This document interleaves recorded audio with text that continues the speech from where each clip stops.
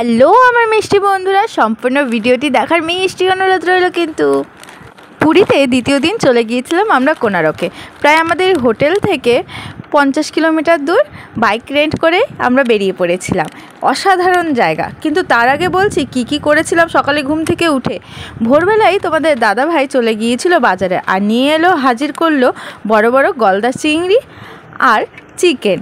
তারপর সকালে উঠেই আমি আগে ম্যাগি করে নিয়েছি, বাবুর জন্য খাবার বানিয়ে নিয়েছি। তারপর চিংড়ি মাছগুলোকে মালাইকারি করে নিয়েছি, আর করে নিয়েছিলাম চিকেন কষা। কি জ্বালা, বাড়িতেও রান্না এখানেও রান্না, একদমই শান্তি নেই।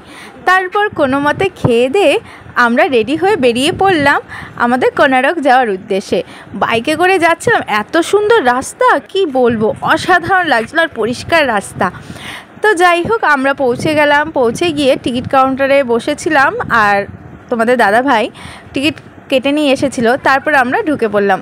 পুরো স্ট্যান্ড ওয়ার্ক, এত সুন্দর পাথরের কাজ, আমি তো দেখে অবাক। আর আমি ঢুকেই আমার খুব আমি পাগল হয়ে গিয়েছিলাম। এত সুন্দর জায়গা, যেহেতু এটা আমার ফার্স্ট টাইম ছিল, দাদাভাই অনেকবারই এসেছিল, আর কাজগুলো এত নিখুঁত কাজ, অসাধারণ লাগছিল।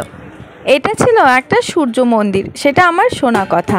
এখানে সূর্য দেবতা রাখা নেই, এখন সূর্য দেবতাকে নিয়ে যাওয়া হয়েছে জগন্নাথ মন্দিরে।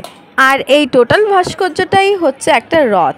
এই দেখো, এটা হচ্ছে প্রভেদ পথ, এটা রথের ভেতর দিয়ে চলে আসতে হয়, এটা টোটালটাই রথ। আর খুব দারুণ। আর সামনের দিকে খুব সুন্দর ঘোড়া স্তূপ রয়েছে, খুব অসাধারণ জায়গা। আমিও একটু ছবি তুলে নিলাম, ভিডিও করে নিলাম।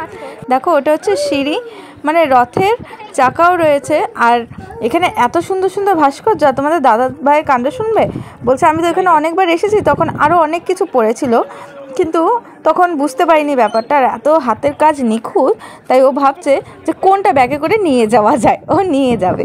তারপর দেখো, প্রচণ্ড রোদ ছিল, তাই এই জায়গাটাতে আমি চলে গেলাম একটু বসতে, একটু রেস্ট নিতে। আর এখান থেকে ভিউটা এত দারুণ লাগে। এখানে না, এর মাথার উপর একটা স্ট্যাচু, চুম্বক ছিল, কিন্তু সেটা ব্রিটিশরা নিয়ে চলে গেছে। আর এখানে অনেক কিছু আকর্ষিত হতো, অনেক রকম কথা আছে, নানা গল্প আছে, অন্য একদিন তোমাদের সাথে আলোচনা করব। এই দেখো, গার্ড বসে আছে, কিন্তু ওপরে উঠতে দেবে না, এখনও কাজ চলছে। তারপর ভাবলাম আমি একটু রিলস করে নিই। আর তোমাদের দাদা ভাই কিন্তু আমাকে প্রচণ্ড হেল্প করে, একটু ভিডিও করে দিয়েছে, রিলস করে দিয়েছে, যা বলছি তাই করে দিচ্ছিল। আর এখান থেকে তো ছিল অসাধারণ ভিউ, আর এত হাওয়া, তাই লোভ সামলাতে না পেয়ে হাওয়াও খেয়ে নিলাম, আর একটা রিলসও বানিয়ে নিলাম। তারপর বেরিয়ে পড়লাম। বেরিয়ে বাইরের দিকে গেলাম, দেখলাম কত দোকান। আর তোমার দাদাভাই তো কাজু নেবে বলে, তাই কাজুর দোকানগুলোতে শুধু বারবার করে টেস্ট করে যাচ্ছিল। একটা একটা করে টেস্ট করতে করতে আমাদের কিন্তু অনেক কাজু খাওয়া হয়ে গিয়েছিল। কিন্তু যতই বলি বন্ধুরা, আমাদের এখানের কাজুই, কলকাতার কাজুই খুব বেটার, কারণ বেটারগুলো তো বেরিয়েই আসে ওখানে, যতই কাজু তৈরি হোক। আর চারিদিকে তো কাজু বাগান ভর্তি। তো আমরা ওখান থেকে 1.5 কেজির মতো কাজু নিয়ে নিয়েছিলাম। তারপর চলে গেলাম চন্দ্রভাগাতে। এত অসাধারণ ভিউ, আমি তো পাগল হয়ে গেছি। কিন্তু এই বিচে না কেউ চান করে না, সেটাই আমি শুনলাম, দাদাভাইও বলছিল। দেখো, বাবু ঘুমিয়ে পড়েছে, আর আমরা একটু ভিডিও করে তাড়াতাড়ি এবার বেরিয়ে পড়ছি, কারণ যেতে হবে মন্দিরে। আমাদের সন্ধে হয়ে আসছিল, আর আমিও একটু রিলস করে নিলাম। আর অসাধারণ লাগছিল, কিন্তু দাদাভাই জলের সামনে যেতে দিচ্ছিল না, বলছিল ওখানটায় কেউ যায় না।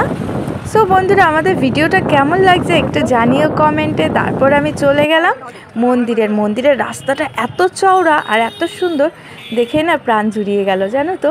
আর ওখানে গিয়েই না আমি স্তব্ধ হয়ে গিয়েছিলাম, আলাদাই একটা শান্তি। তারপর বাড়ি গিয়ে দেখো 4 পা ঠ্যাং কি সুন্দরভাবে দাদাভাই সাজিয়েছে, আর টপ টপ করে আমরা খেয়ে নিলাম।